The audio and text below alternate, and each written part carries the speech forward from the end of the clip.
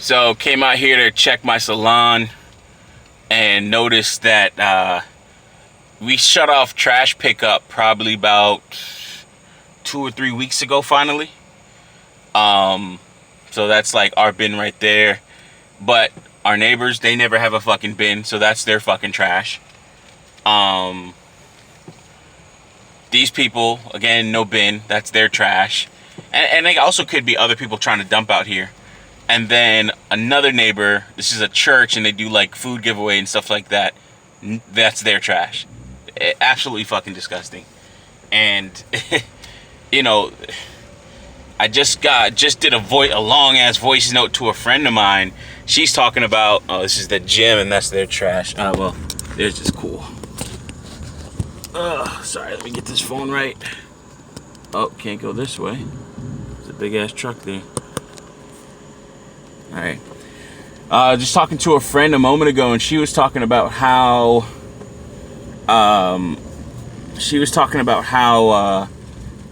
she's helped somebody because she does business. What does she do? She does like business coaching and stuff like that. And the person that she was actually helping out has actually gotten a warehouse. Her sales have gone up because of COVID-19, because she actually makes like some natural soaps and things like that. She's moved into a 2,600 square foot facility. She's gone from probably making, a couple thousand bars of soap a month to tens of thousands of bars of soap per month. And probably even, she's looking to make even more of that in the coming months. So my premise, and this is, again, I said this in another group, another voice note in WhatsApp, and my premise was like, this COVID-19 is a fire, a nice natural wildfire that is going through our society, our economy, if you will, our way of life, and really clearing out some of the like a wildfire would clear out the fallen branches, leaves, and other things to actually help protect, or actually not to protect, but that actually covered the ground and did not allow for the exposure of sunlight to all these things that are on the ground. So anything that was in the ground would have a hard time trying to germinate, grow, and get sunlight, which would give it enough food, energy, and resources so that it can grow even further. This wildfire, if you will, of a virus has really gone through and cleared a lot of that out for up and coming and newcomers. And it's even burning me. Anything that is weak, that isn't able to withstand this fire, is just going down and dying. So, even with the salon, it's still not in a good position. We were able to make a payment to the rent, but that doesn't mean anything when you're months behind and things like that. And then, of course, you're still not making. We haven't made anything since March 20th. We've been closed. Florida just opened up on the 18th of May, which is, I think, Monday. We should be opening up next week, Tuesday. We had to order some face shields. We went ahead and did that. Some real cheap ones, but something for people that are out there, because some of these face shields, and we're providing it to our tenants, just so they can actually come in and work. And then also we're going to have to do things to spread out chairs and things like that. So I'll be working with my business partners to get that done. But back to what I was saying, even for us, this is going to be devastating. And to a lot of companies and a lot of different entities, if you will, this is going to kill them. Not even talking about, of course, the death toll. We're already seeing where a lot of these cases, we have seen skyrocketing cases because a lot of these states are opening up for business. And what you're also seeing is reports, I think there was like Local 10 News down here in Florida, reported how a person who's a whistleblower, she was actually she was removed or fired because she was actually doing all the numbers and the aggregation of information and actually charting and mapping all these things out by county in terms of all the COVID cases.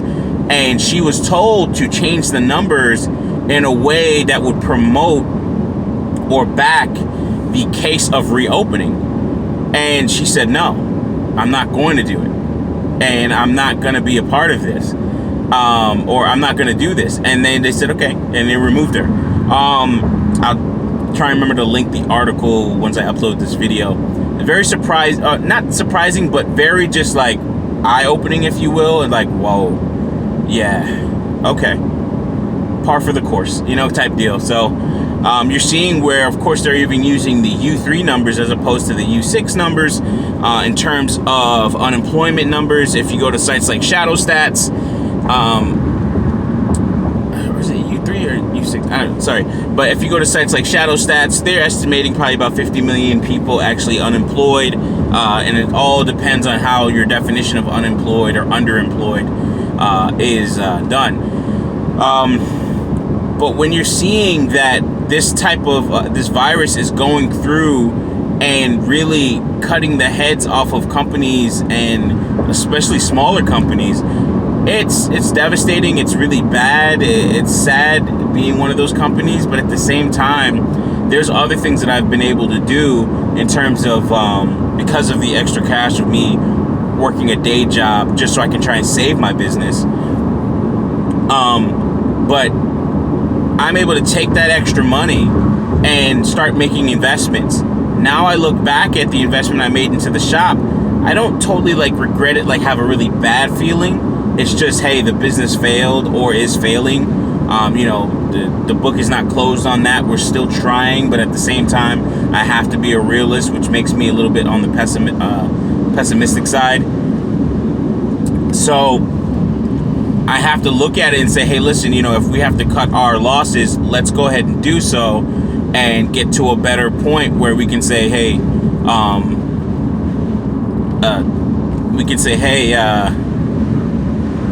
sorry, it's just bad weather here, or bad road conditions. But we can get to a point where we can come out of this on the other side and mitigate our losses as best as possible. You know, so I look at all this and I'm like, wow, I've been able to invest more into the stock market. I've been able to take some money and put it into the stock market and see an actually immediate appreciation, even with this fluffed up and bullshit ass market. Buying in at during the low point. I started getting in February. I've probably put in close to $6,000 into the stock market since February. So that is just like, you know,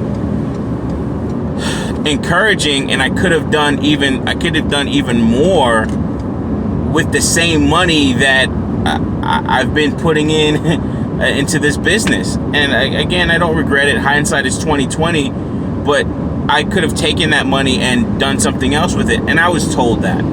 I was totally told that years ago before we started this business. And not that I didn't listen. I approached my business partners with it. And I said, if we sign this is our profit margins. They are very low. This has to be successful. And we have to hit the ground running with high fill rates in a short period of time. If we do not do that, we're going to be up Schitt's Creek. Not even fuck a paddle. We won't have a boat. And now, years later, and business is still not doing well enough, and COVID-19 hits, death knell at that point. So this fire of just constant constant downturns and chaos and turmoil, there's actually a beauty in it, because I'm talking to other people on the other side of it, and I've done investments in cryptocurrencies, and that's actually done well as also. And I'm talking to friends of mine, one guy, he just left his job and now he's making even more money. He was already in six figures. Now he's making even more money at another company and working remotely from his home. His girl hasn't missed a beat in terms of her work, which is a blessing. And then, because he has to homeschool his daughter, now he's taken control of like her schooling, and she's even doing better than she was before. And that's for the parents that can do that. Some parents cannot. They have to leave their kid, in a sense, to their kid or kids to their own devices at home during the day alone. So that's on a bad thing. But for him, even with all of this, like, thankfully everybody's staying healthy. But his daughter went from A's, B's, C's to just straight A's. You know, like, some people are doing a little bit better because of it, because their parent is sitting there and helping them. I mean, I'm sure there's people that are not doing well, of course, you know, but you're seeing where people are benefiting from this. In terms of what started the conversation I had with the homegirl, she was talking about how she's actually gone in and helped out the lady with the soap business. And now she's doing, like, now she has a higher revenue stream, where she was doing it first as almost like a hobby, making probably about 300 grand or so, close to 400 grand. Now, and I would assume that's gross, but making close to 400 grand, now that same woman is making somewhere about like close to $1 million. And as I said, she upped her size of her facility to about 2,600 square foot warehouse. So when you're seeing all of these different things, all these different benefits that are coming out of this, you always see opportunities and ways that you can actually make more money during economic downturns. Somebody's always making more money. So if you look at stocks that would probably make a little bit more money, if you're a little bit more forward thinking about this, you could look at places like, or stocks like Uber. Well, if a person is not driving every day and they're not going into their office, now they have this car that has all these carrying costs. They're still paying their same insurance rates, you know, unless they're going in and calling and saying, hey, I want to lower my insurance because I'm not driving as much. They don't have tolls, or they don't have as much in terms of tolls or anything else like that. So if we're looking at all of this, then all those carrying costs that they had beforehand, it makes no sense for you to have like a full-on car that you barely need to use. And then also, why would I want to go to the grocery store if I'm actually exposing myself even more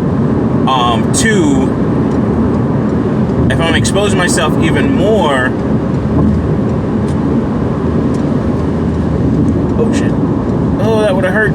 If I'm exposing myself even more to the virus and to more people that have the virus around me.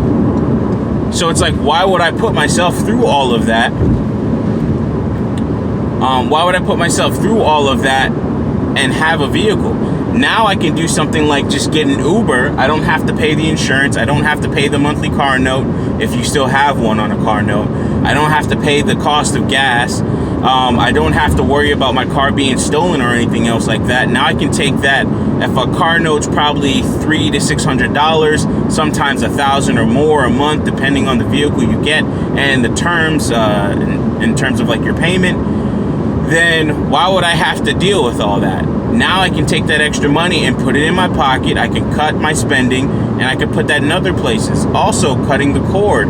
There's certain things that you will watch that you won't watch. You know, things that you won't need anymore. Even though you're spending more time at home, you might not be watching as much TV, or you're finding other places to actually get some type of entertainment. So when you're looking at all these, you can start making these cuts to all the things that you're doing and saying, hey man, this doesn't make any sense. Why am I spending all this money on a car note? I can just Uber it. Uber's trading about $54, $55 or so per share. They've cut some of their staff. I don't think they're going away. If anything, they're going to keep the cream of the crop.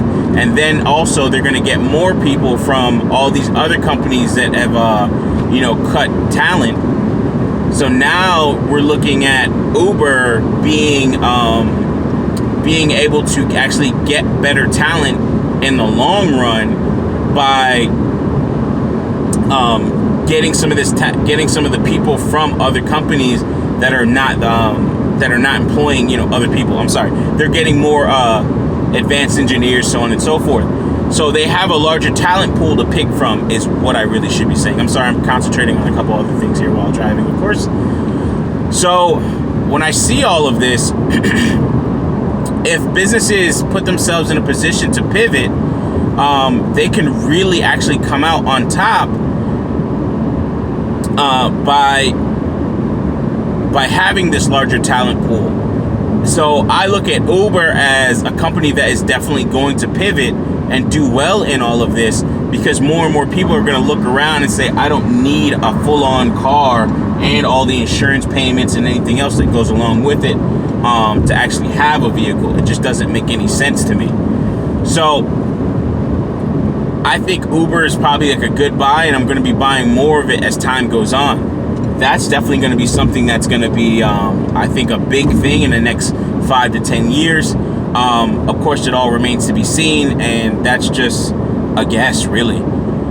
So if you're looking at other companies that can do that, even Airbnb the same way, you might even have an Airbnb rental, like a long-term rental system in it, if you will.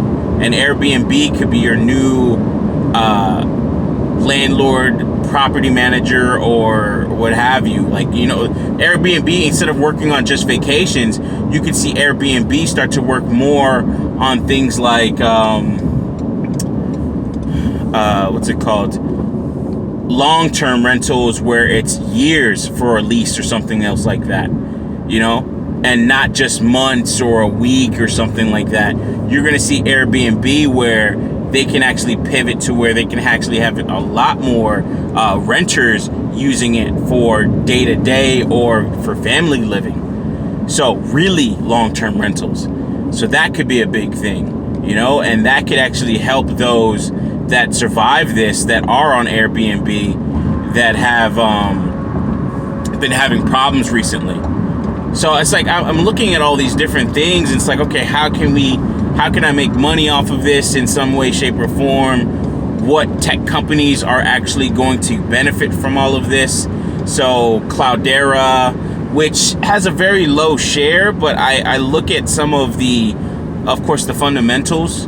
I think Cloudera is CLDR, and Cloudera, what they do is they have they use this software, or open source software, Hadoop, and they actually put software on top of it to actually control and manage your Hadoop clusters, and it's for like big databases, and it's a file-driven database. So essentially, everything gets written to a file system, as opposed to files on a file system, and organized in different in a hierarchical structure, to where you can actually query that pretty fast, as opposed to doing something in a large file that sits on a disk, and in that file it has its own tables and structures and things like that. So if you look at something like Cloudera, they're probably trading at about $8 or so per share, and I probably did about $200 worth of their shares, and I think they're going to be good. The only problem I have, of course, with Cloudera is they don't have a large moat. Anybody can kind of really come in and eat their food. They did merge with Hortonworks, which was another person in that space, or another company in that space that was actually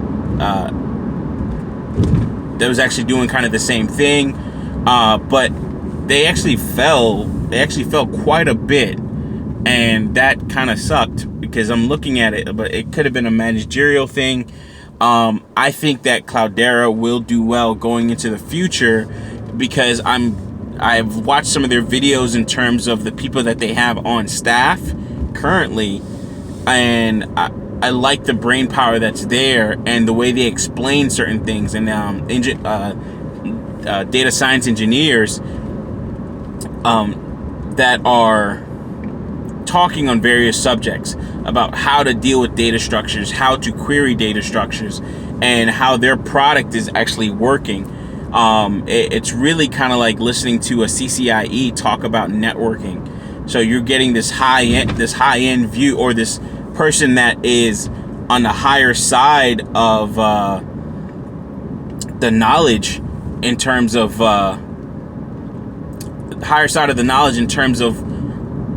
what products and product lines and services do, and they're able to explain it in a way that, say, a layman or someone else coming into it can understand it and digest it and take it from there. I was really impressed with Cloudera on that. I've never really used their software. I've always wanted to use something with Hadoop, but they have the usual, it's kind of like an open source software, but what they do is they provide service and support for that open source software. And you're seeing where big data, of course, is very important, and you're going to need that. You're going to need all these different tools that can actually assist you with working with big data. So I think they're very important in that. Then you're looking at companies like Elasticsearch, that's ESTC.NV, I believe. With Elasticsearch, I've used them in the past, working with log servers. So it used to be like probably about 3 different products, and then they combined all of them. So there was Elasticsearch, which is built on, I believe, Apache Solr, the search engine, and again another open source project that that Elasticsearch built tools on top of. And then so there's the Elk stack. So the L was Logstash. Logstash would actually act as an agent, and you would install it on a server, and it would pull all the logs off of there and then push it back to your Elasticsearch, to a centralized point. And that centralized point would be like Elasticsearch, and Elasticsearch would go through and index all of that information. And then once it indexed all the information, then you can actually easily search through it and get any logs for auditing purposes, especially trying to find doing root cause analysis, to find out when and where something happened, so that you can actually, fix it and find the reason for it. And then you had Kibana, which is the last part of the Elk stack, and Kibana, it visualized all that for you, so all the pretty graphs and everything like that. Then they actually put some more tools around it, and they've actually grown that whole product line quite a bit. So that's really nice and impressive, and I think they're going to do even greater things moving forward. It's just, they're going to have to do a lot. They're going to have to get through this time right now. They haven't done bad. I forgot what their share price was. I think I probably got about 3 shares of them, 3 or 4 shares of them. I think they're probably trading at about like $40 or so. I'll look here in a second. Actually, no, I can't because I'm recording. But, taking this time, and I know I'm going on and rambling, but taking this time to invest your money into various assets, so that when 5 to 10 years from now, when you sell those assets, or in between the time of 5 to 10 years from now, and that's even a short-term view, but planning for retirement and things like that. But when you look at this stuff, and then you've amassed all these assets, and then you can use it either for collateral, you can use it to buy a home or what have you, and they're appreciating. They're doing a lot better than a savings account. With negative interest rates, savings account doesn't make any sense. You could depending on how long these negative interest rates last, the savers could actually, or will actually, not benefit from it. So they have to put the money in the market. And that's kind of like the understanding that I've come to, from my little research and video watching. But, this market is not benefiting savers and long-term people unless you're actually investing in something. So you have to really get into the stock market, invest, and start looking around. And if you don't get into the stock market, you have to invest in some way, shape, or form in terms of looking at other ways to get money, in terms of like, a business, or even 1 or 2 sales or something like that.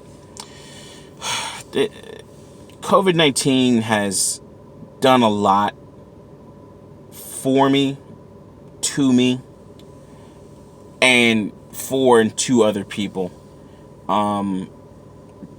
It's devastating, but it's even worse when you listen to reports like I did today, where one doctor was saying that COVID-19 we're only looking at a 10% exposure right now. And I'm like, are you serious? Only about 10% of the people have really been exposed to COVID-19. And I'm like, holy crap. Damn. If this is only 10%, what happens when we get to 50% exposure? Does herd immunity actually work? Is it gonna be is herd immunity gonna, in a sense, gonna be enough? So when I hear all this and I'm looking at it and I'm like, wow, and I'm trying to stay calm in all of this, I'm really amazed. That's it for the ramble.